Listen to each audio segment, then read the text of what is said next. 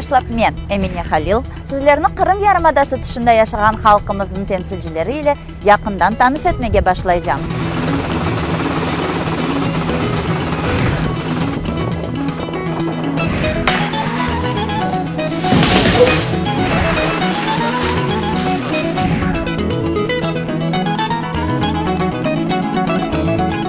Kırım Tatar diasporası nasıl yaşay?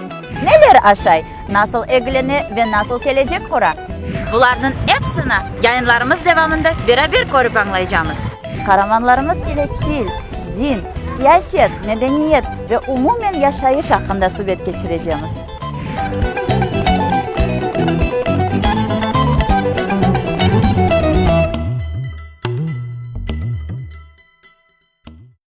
Dünyanın her bir ucunda yaşayan halkımızın temsilcileri belli olğanı gibi en çok sayıda Türkiye'de yaşamakta.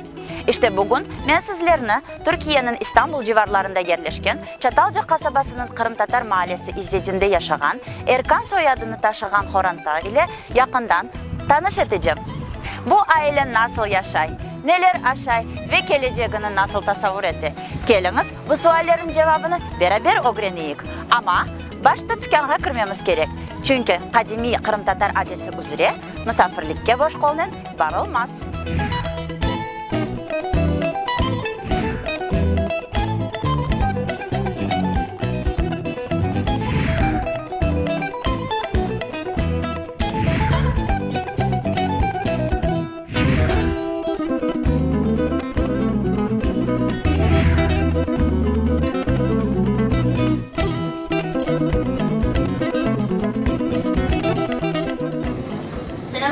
Aleykümselam, hoş geldiniz. Sağ olunuz. Vay, bunda da Kırım Tatar bayrağı. Yoksa siz de mi aslen Kırımlısınız? Aslen Kırımlımız, atalarımız ondan geldi. Adınız ne? Cemal Taylan. Ne vakit geldi atalarınız? Men diyemiyoruz bir asır. Bir asır evvelsi.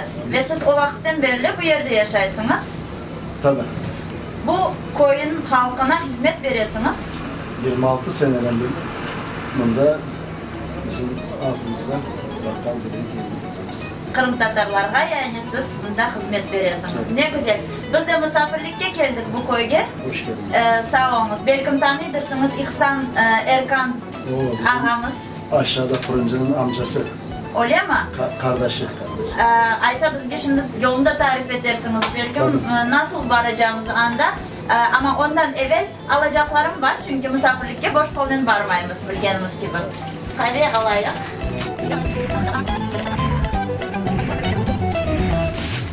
Buyurunuz. Bereket versin. Sağ olun, sizge de bol kazançlar, hayırlı müşteriler dileyim. Sağ olun. Yolunu nasıl geçeceğim sende? Tarif edeyim, çıkay yoldan tarif edeyim. Sağ olun.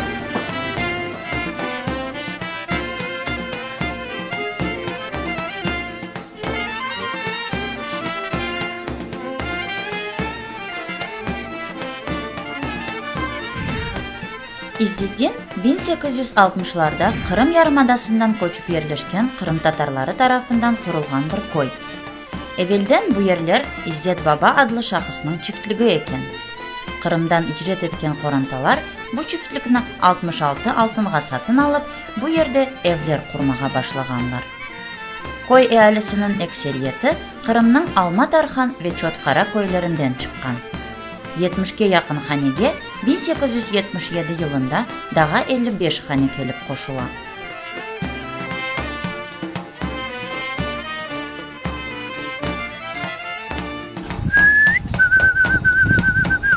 X, yeah. X, yeah. Wee, yeah.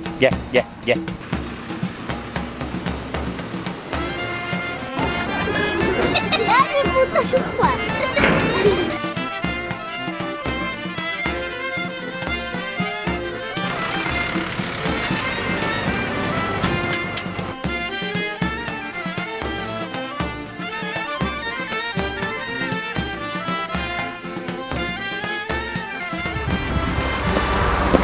Selamünaleyküm. İhsan Erkan'ın evi burası mı acaba? Evet, burası. Hoş geldiniz. Sefalar Sağ getirdiniz. olunuz. sizge misafirlikке geldik. Çekimler yapacağımız, sizlerle tanışıp olacağımız. Buyurun içeriye geçelim. Sağ olunuz. İhsan Ağa İzzedin koyunun esli başlı sakinlerinden biri. Koyunun bütün ehalisi gibi onun da ecdatları 150 yıl evvel bu yerge Kırım'dan gelip yerleşeler. Bu evde ise o apayınla 50 yıldan ziyade yaşamakta. Apayı Reyhan Hanım Türk olmasına bakmadan Horantada ve ev içinde Kırım Tatar muhitte duyula. Kırım Tatar ailesinin gelini olmak nasıl bir şey? Çok güzel. Ben çok memnunum. Bir farklılık var mı Türk ailelerinden sizge göre? Burada saygı daha çok. Saygı, hürmet yani büyüklerge Evet. hürmet Evet. daha çok Evet, çok. sayasınız. Ya siz nasıl alıştınız bu ailege ilk gelgeninizde? Gelin olarak gelgeninizde. İlk geldim biraz zor oldu dil bakımından bilmediğim için. Çok üzüldüm ama aile çok iyi davrandı bana. Tilini nasıl bu şekilde kavradınız, öğrendiniz? Ne kadar vaktinizi aldı alışmanız? 1 sene falan. Alışmagan vaktinizde, daha yanı gelin düşkeningizde nasıl geçirediniz günlerinizi? Biz aile olarak kayınvalidem, eltim, görümcem hep beraber Kaynananız sizden Kırım Tatarca laf edi herhalde. öyle konuşuyordu ama dil yakın. Yani Herhalde anlıyoruz. o zaman böyle bir komik olaylar da olmuştur tilden bağlı. Anlatabilir misiniz? Evet, anlatabilirim. Onlar kayınpederim benden çot istedi. Çot. Çot. Ne ekendir çot? Gittim görümceme sordum. Baban dedim benden çot istiyor. Ne şey yapabilirim? Yenge dedi o dedi keser. Ondan sonra bir gün yine kuman dedi. Kuman getir çık elin dedi. Ondan sonra gittim dedim Servet kuman ne? Babam abdest alacak dedi. İbrik dedi. Gittim ibriği getirdim. Siz buna gelin düşkeningizde bu Horantağa, bu koyga nasıl meraklı bir adetlerge rast geldiniz ya da aklınızda kalgan bir olaylar olgandır belki mi vaxtları, oyunlar degen ediniz? Evet, yani 15 günlük gelindim. Aynı nişan olur gibi kapının önüne benim nişanlığımı giydirdiler. 15 yaptılar burada. Bayağı kuru yemişler, yani ikramlar. O adetin adı 15 edi mi? Evet, O Kırım Tatar adeti edi mi? öyleymiş herhalde bilmiyorum. Ne manası var eken yani misafirler mi keleydi? Evet, ailem geldi 15. günü. Bütün köyde sülale davet oldu. Yemekler yendi, kahveler içildi dışarıda. Eğlence, gençler eğlendi, oynadı yani. O çok hoşuma gitti. O Türkiye'de yok edi o adet. Daha evvel siz eşitmegen adınız sözünüzün başınızdan birinci kere geçti. Bizde yoktu yani. Benim kendi köyümde yoktu. Ne güzel, ne meraklı. Men de birinci kere eşittim aslında bu adetini. Demek ki bu Kırım'dan gelip bunda o vaxtları yapılgan bir adet edi. Ya sizin ballarınız nasıl adetlerimizni yaptılar toylarında? Evet, benim küçük oğlum Soner, onun iki arkadaşı ata bindiler yarış atına. Köyü çağırdılar. Toyga toyga deyip sesleniyorlar. Gençler perde dibine kartlar kahve içmeye deyip çağrılıyor. Bu da eski bir laf. Evet, herhalde. evet, eski gelenek. Sonra kapının önünde tıraş oldu oğlumun isteğiyle. Damat tıraşı oldu. Herkes oynadı. Güzel, çok güzel oldu. Demek Sonra- ki günümüzde de Türkiye'de Kırım Tatar milli adetleri Evet, canlana evet. yavaş yavaş. Sonra damadı kapının önünde giydiriyorlar. Damatlığını tıraş olduktan sonra herkes para.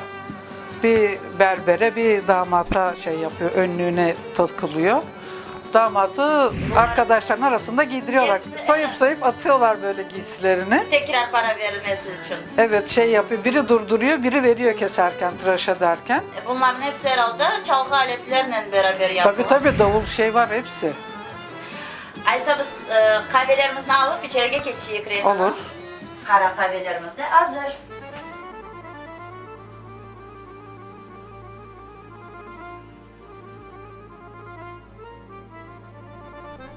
İhsan Ağa'nın uç kuşak büyükleri İzzedin koyunun kenarında yerleşken mezarlıkta defin etildi. O da sık bir özü ya da balaları ile ecdatlarını ziyaret etmek için bu yerge geliyor.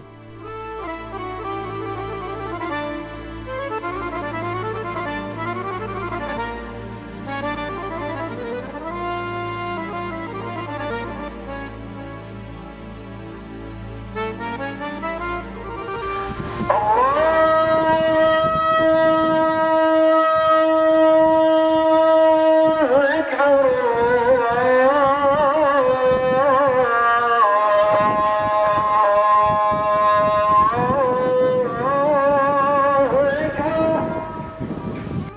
muhitine qaytqan son ise qorantasına geçmişleri ve ailevi yadigarlar hakkında anlata. Böylelikle Erkanlarının evinde Kırım ve o yerden icret etken büyükler hakkında hatıralar nesilden nesilge geçer.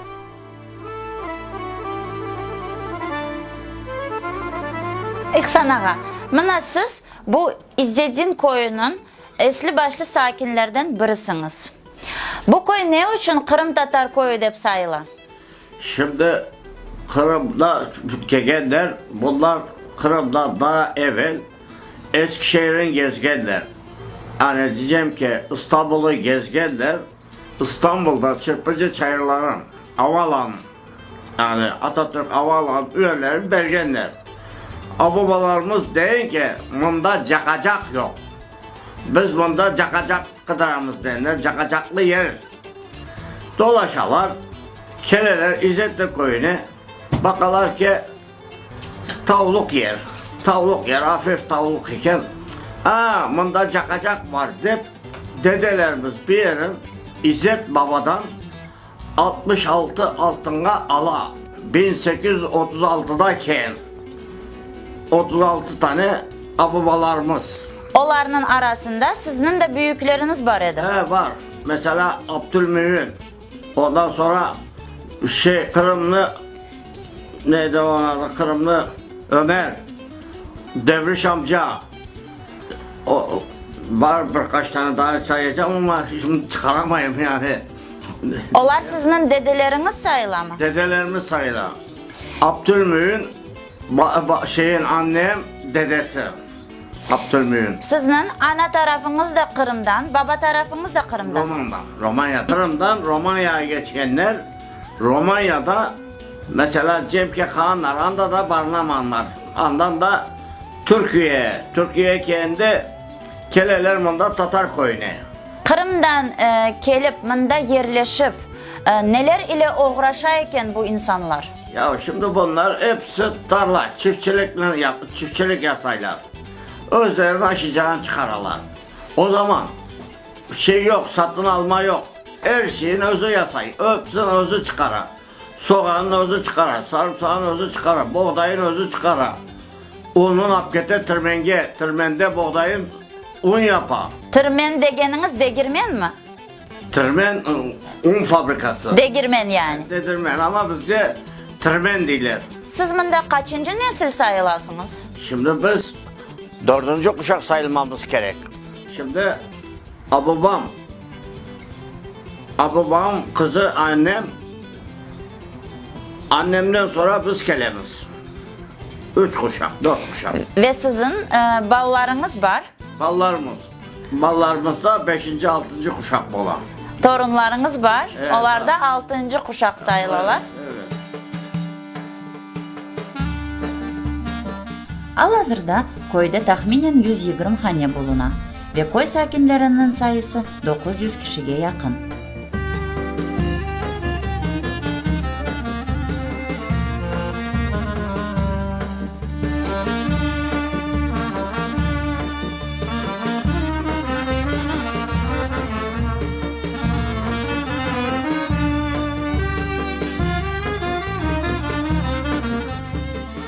Belli vakitkaca koy dışından kelin alıp verilmeyken.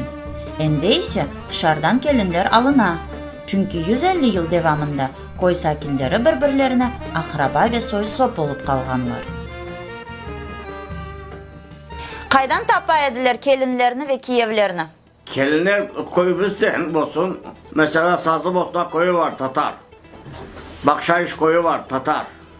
Mesela onlardan alay ediler kelin. Beremiz alamız yani. Yani öyle yabancıya kız vermeyediler. Şimdi nasıl geçe bu şeyler? Şimdi karıştı. Ne için? Yani herkes tapkan aldı. Yani bak ben şimdi apayım Türk. Siz ballarınızga Kırım'la bağlı bilgen şeylerinizni aktardınız mı? özleri yetişti. Tabii ki biz aytamız, buna da yediğimiz, buna da yediğimiz.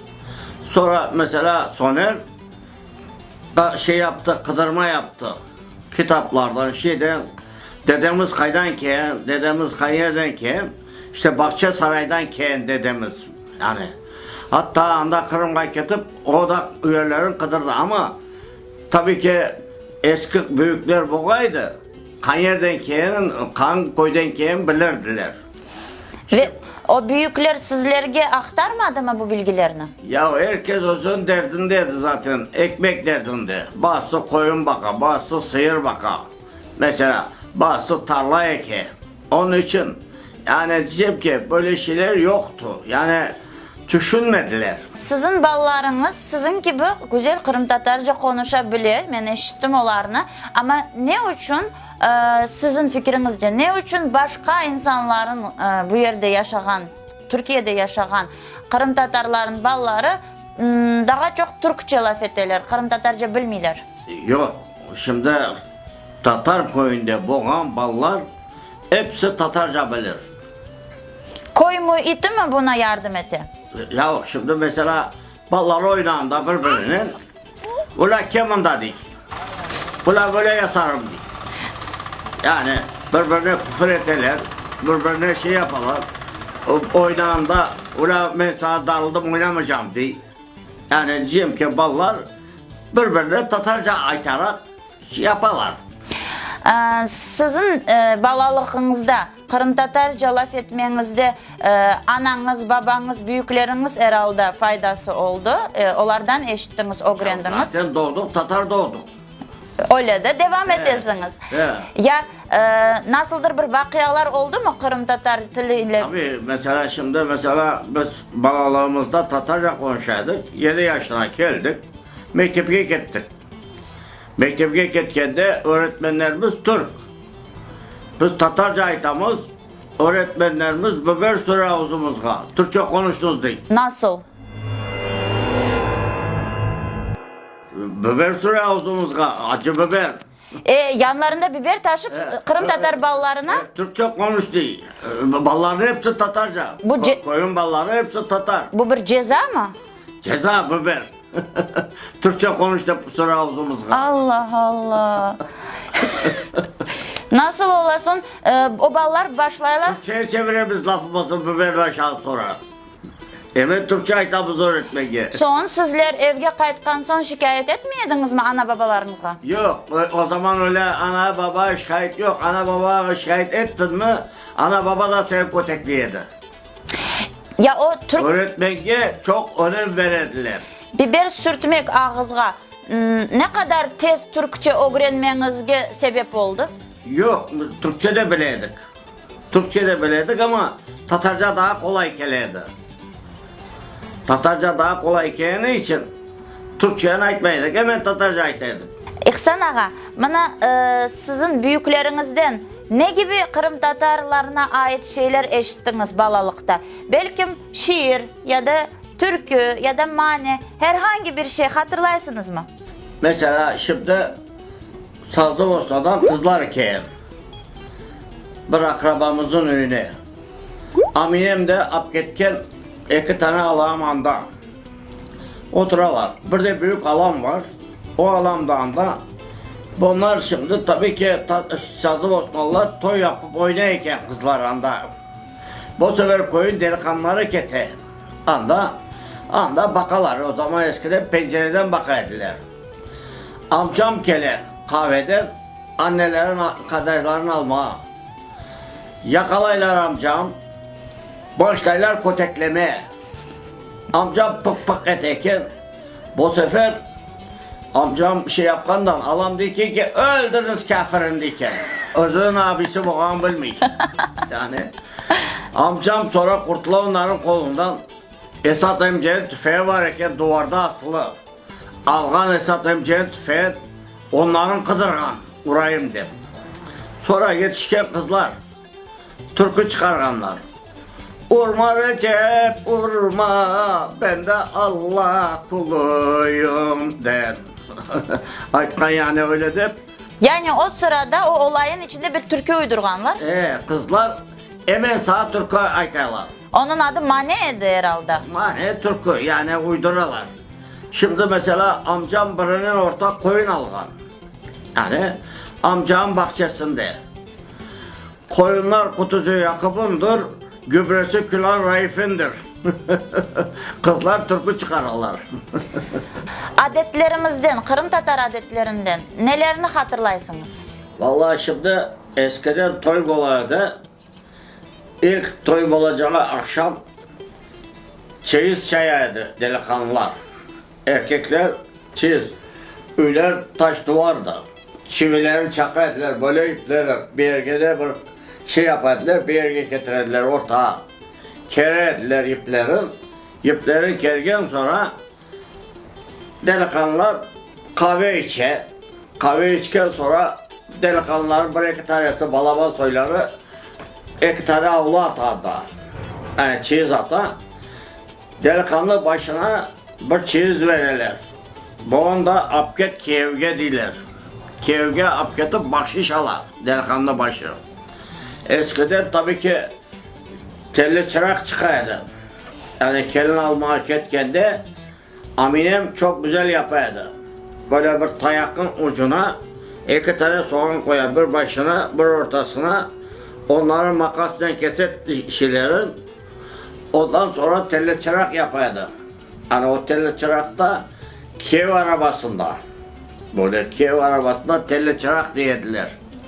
Şimdi onlar hepsi kalktı, salonlar çıktı. Bu Kırım'dan gelgen adetleridir. Tabii Kırım'dan gelen adet. Eskiden çiğiz hap getirdiler. Kelin at arabasına getirdi. Yani kelin mesela at arabasına bindirirler. Kelin oturan yeri kapalı.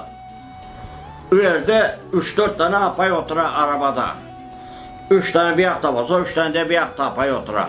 Bir de bala koyarlar, ufak bala. O bala da Kur'an taşıyor. Boynunda Kur'an taşıyor o balada. Yani diyeyim ki böyle akşam şeye gelirler. Kev çıka. Kev'in arabada bekliyorlar. Mesela araba kelin arabası. Kev'in şey yaparlar, atlarını tuvarlarlar, kelin iner. Bu adetler tekrar canlansa güzel olmaz mı? Olmaz, şimdi her şey motorlu vasıta çıktı. Motorlu vasıta çıktı, her şey bitti.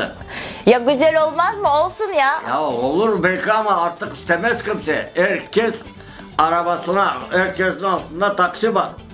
Kıbat arabasına biner. Doğru aytasınız ama adetlerimizni joymak da güzel değil, güzel bir şey. Şimdi artık bitti. Adet diye bir şey kalmadı. Şimdi eskiden ben apayı bir sefer kordum. Ülerine ketkede kovala yediler mi? Yani ne geldiniz de. Şimdi kız nişanlandı yahut da sözlendi. Hemen önüne kete oturak yiyor. Yani zaten şeyde tapışalar. Mektepte taşılar, yolda tapışalar, şeyde tapışalar. İnternette. İnternetten de tapalar. Doğru. Evvelden koyda bütün Kırım Tatar adetleri kütüleyken. Şimdi ise tek Kırım Tatar tili belli bir seviyede saklanıp kalınganını görüyoruz. İzzedin koyunda yaşaganlarının esas işleri ziraat ve hayvan asravcılık. Tarlalarda cılav, kunaylan ve buğday saçılıp biçken ehali maddi gelirlerini bu sahalardan kazanalar.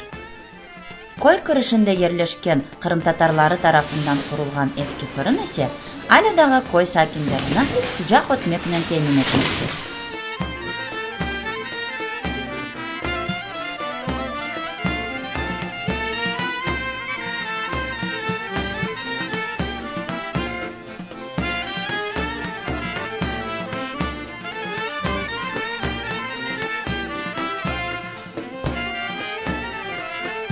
Siz Kırım'a bardınız mı İhsan ağa?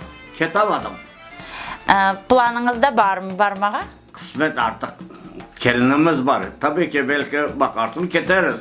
Allah ne kısmet edecek. Sağ olsak. İnşallah Allah kısmet eder. Sağ olsak. Siz bu yerde Türkiye'de yaşap durup gene de Kırım'ın vaziyetini eşitedirsiniz. Ya biz doğulu Kırım'damız. Yani her an Kırım'damız. Hani Kırım hakkında ne düşünesiniz ve Kırım'ın Geleceğinde nasıl bir şeyler olur dep düşünesiniz? Şimdi biz Kırım'ın hürriyetini isteyimiz. Rus'un kolundan kurtulup Kırım'ın geleceğini hürriyet şeklinde. hürriyetini isteyimiz. Haydi inşallah Allah nasip eder de Yani koruyarmız. Rusya'dan kurtulsun, özel bir cumhuriyet kursun. İnşallah. Eğer an mesela diyeceğim ki televizyonda Kırım de bakamız. Siz bana şimdi çalışmaysınız, emeklisiniz çoktan. İhsan ağa nelerden uğraşasınız gün devamında? Hiçbir şeyle uğraşmayımız. Üyde payla oturamız işte böyle. Uğraşkan şeyimiz yok. Koyga çıkıp dolaşadırsınız. Bazı koydamız, bazı kasabadamız hiç belli olmay. Koyda dostlarınız, arkadaşlarınız var mı? Var. Mesela tabii. Tanış edersiniz mi onlarla beni? Ya konuşasın mesela öşek yapasın. Siz beni tanıştırırsınız mı onlarla? Tanıştırırız diye tanıştırmayacağız. Haydi gitti kaysa.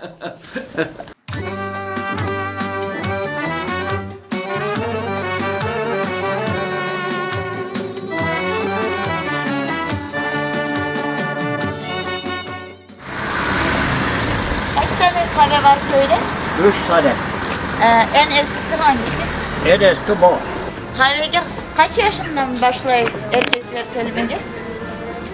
Onlar 60 yaşından sonra bir yerlerde cüreler. Koyumuzun en kartlarında. Tanıksınız yoksa? Tabii koyumuzun kartla kaynağında.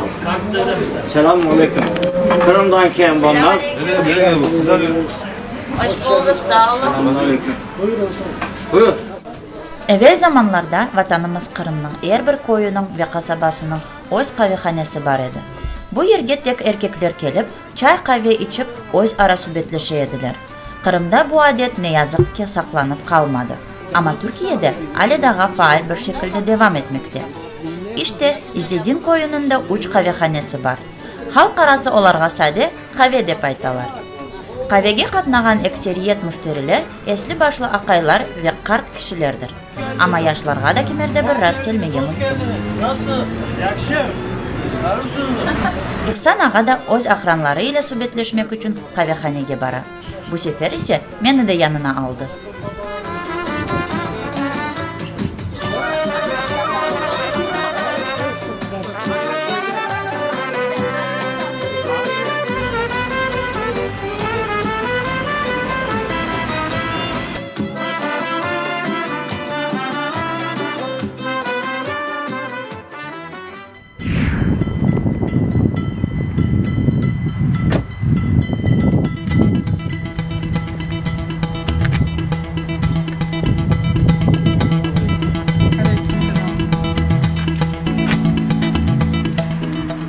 Soner Erkan İhsan ağanın 3 oğlundan kencesi. Balalığından Kırım Tatar koyunda yaşap, Koranta büyüklerinden vatanımız Kırım ve urf adetlerimiz hakkında çok şey eşitip öğrendi. Soner ağaları Umit ve Selim ile beraber babalarının zanaatını devam ettirip ziraatçılık ile uğraşmaktalar. Sonki yıllarda ise balıkçılıkla meraklanıp Karadeniz'de Kırım Tatar adlı kayığı ile balık tutmaya başladı.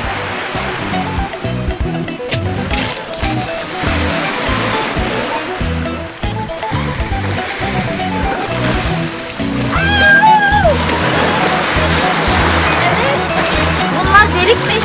Vallahi. Gel buradan bir. Ha, yandan mı geliyor?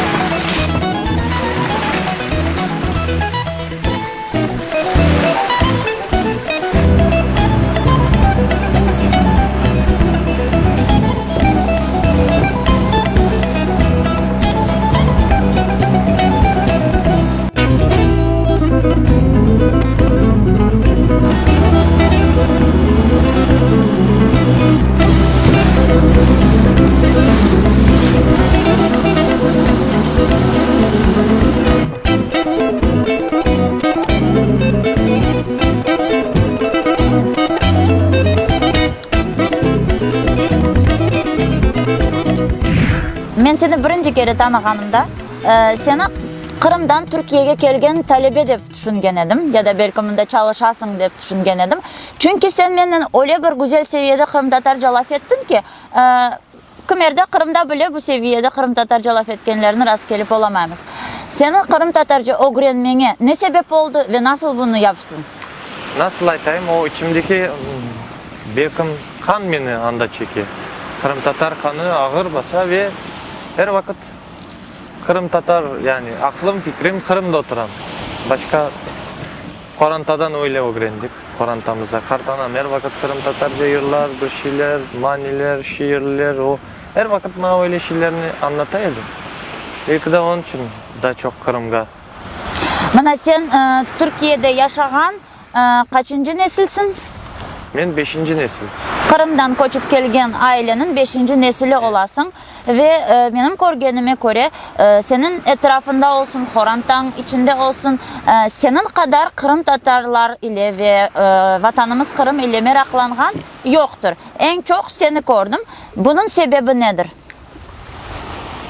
Nasıl anlatmam mümkün bilmeyeyim ama işte Koranta içinde de olsa aytalar da 10 parmağın onu da bir değil. Demek ki bir parmak farklı. Ben Kırım'ı pek sevdim. Neden başlandı bu sevgi sende? Neden başlandı? Biz zaten her vakit mektepke ketkende biz Tatarmız. Nasıl Tatar olsan güçlüsün. Tatarlardan herkesin korkusu duradık. Onun için bekimde böyle balalıktan aşılandı bizge. Tatar olmasan işte kötek aşarsın, bir şey olur. Hep öyle östük. Soner, sen ömründe kaç kere Kırım'a bardın? 15-20 defa bargandır. Ne ala. Ya Kırım'da en çok neni beğenesin, neni sevesin? Andan mınday kaytkanыңda neni sağınasın? Kırım'da anda neni beğenen bilirsiniz mi şimdi nasıl aytmam mümkün? Ben anda çöl tarafta oldum, yalı boyunda oldum. Kırım'ın pek çok yerinde oldum. Anda bakam kayda bir bayrak görsem kapını çalam, azbarga kireyim, selamun aleyküm, aleyküm selam, laf etemiz ve öyle sıcak davrana insanlar. Hani sanki men anda Korantadan bir adam gibi kiremiz, kahvemizi içemiz, laf etemiz ve aşamadan mülkül değil, kaytma. Yani Andan- seni kursağını toyduralar, onun için mi seviyorsun? Yok, öyle sıcak insanlar var bizim Kırım'da. Samimi davranıyorlar. Evet, samimi davranıyorlar yani. Kim? Sen İstanbul'dan bir yabancı geliyorsun anda ve selamun aleyküm ben kaldım. Sen şimdi kaç yaşındasın Soner? Ben şimdi 29 yaşındayım. 29 yaşında olup senin fikrine göre Kırım için, millet için, vatan için en büyük, en mühim ne yaptın? Koranta kurdum. Nasıl yani? Tafsilatla anlat. Nasıl anlatayım? Ben kettim. O zapayımı Kırım'da kıdırdım ve taptım. Maşallah sana. O salkından oldu. Şimdi bir kızcığımız var. Asiye. Maşallah. İnşallah o da bizim gibi vatanperver olur. Buna bir adam daha kazandırmak en mühimi benim için. Soner birinci kere 24 yaşında vatanını görmek için Kırım'a yol ala. Bu yolculuktan son Kırım onu mıknatıs gibi özüne çekmeye başlaydı. Ve İzzettinli yaş oğlan her fırsat tapkanında tarihi vatanına katlamaya başlaydı.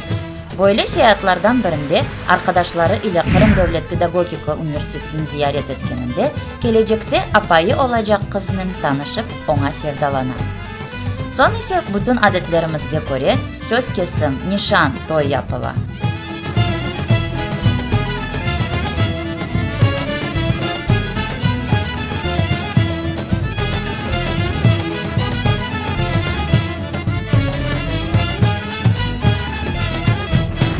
Sultaniye, Korantan Kırım'ın ne yerinde yaşay ve senin Kırım'daki yaşayışın nasıl geçiyordu?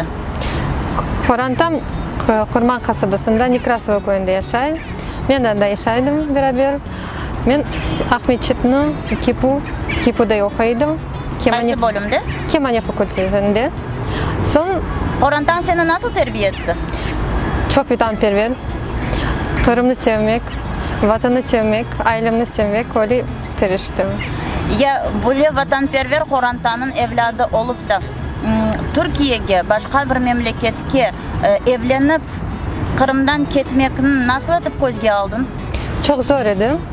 Ama işte aynı ben gibi, aynı manda Türkiye'de adamını taptım. Aynı vatanperver, aynı Kırım'ı sevgi. Kırım Tatar dilini sevgi adamını taptım. Evladınız var endi birden, Niye kızımız Asiye var.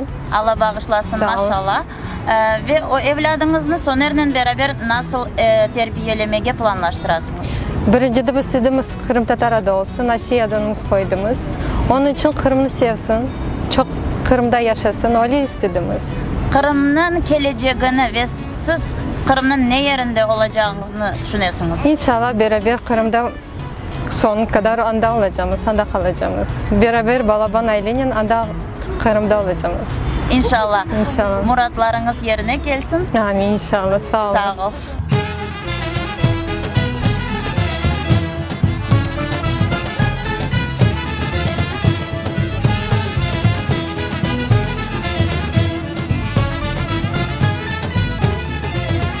Gelecekte ne düşünüyorsun Kırım hakkında?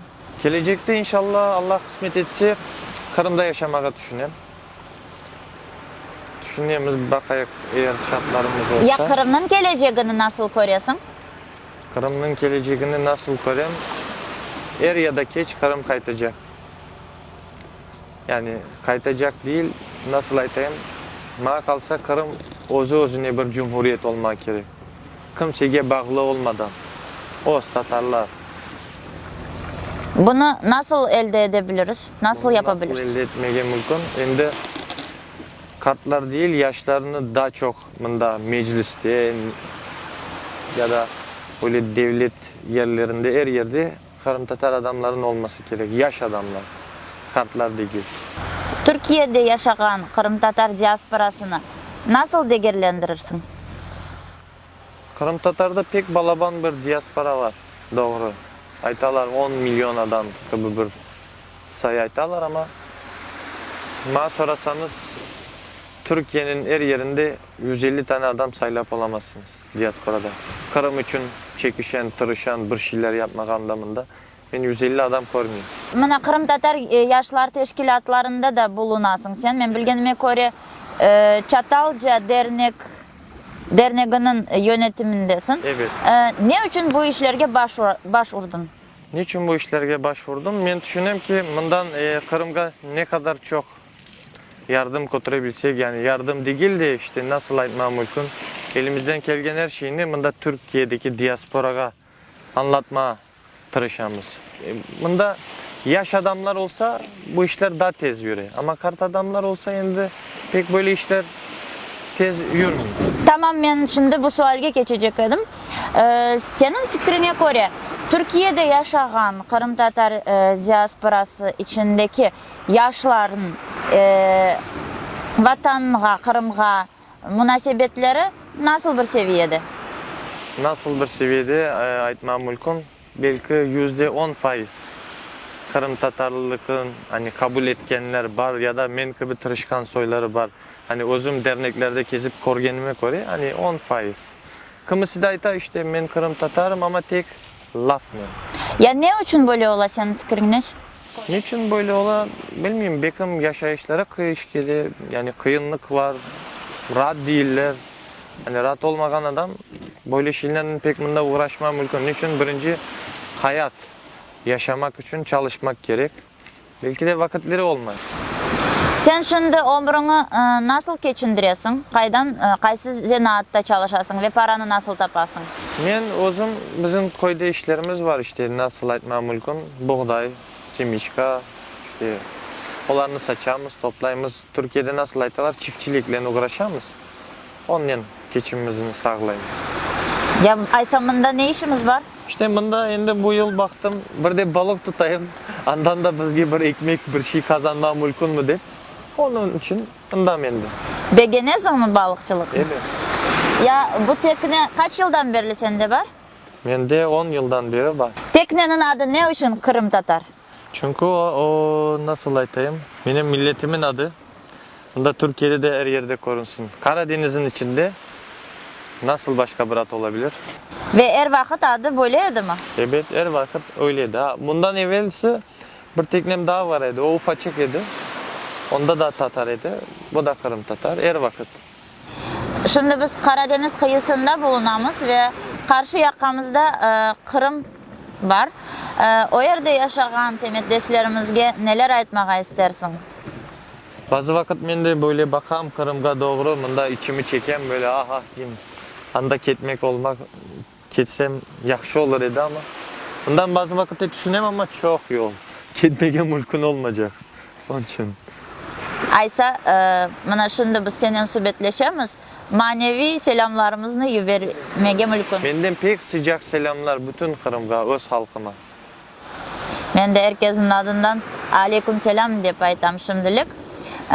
Ve sana da Horantana da ömrünüzde bak, çast ve muvaffakiyetler dilemege isteyim. Sağ ol bizim misafirimiz, konakbayımız olganın için. Siz de sağ olunuz. Al hazırda yaş Horanta Türkiye'de yaşasa da sık Kırım'a barıp geleler. Geleceklerini ise vatanımız Kırım'da tasavvur edeler.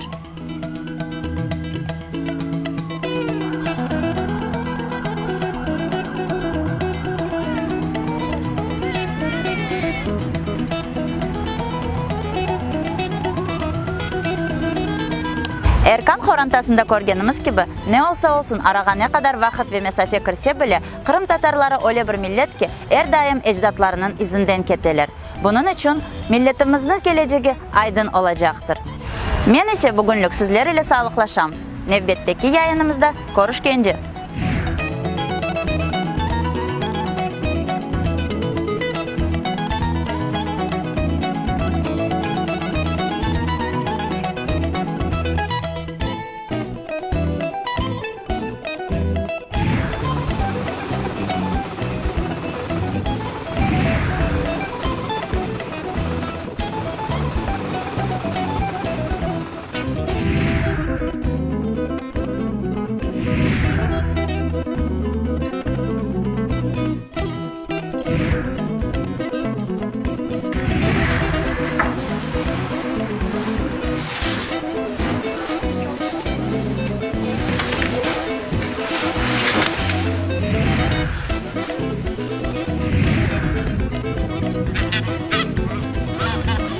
Nasılsın tavuk arkadaş?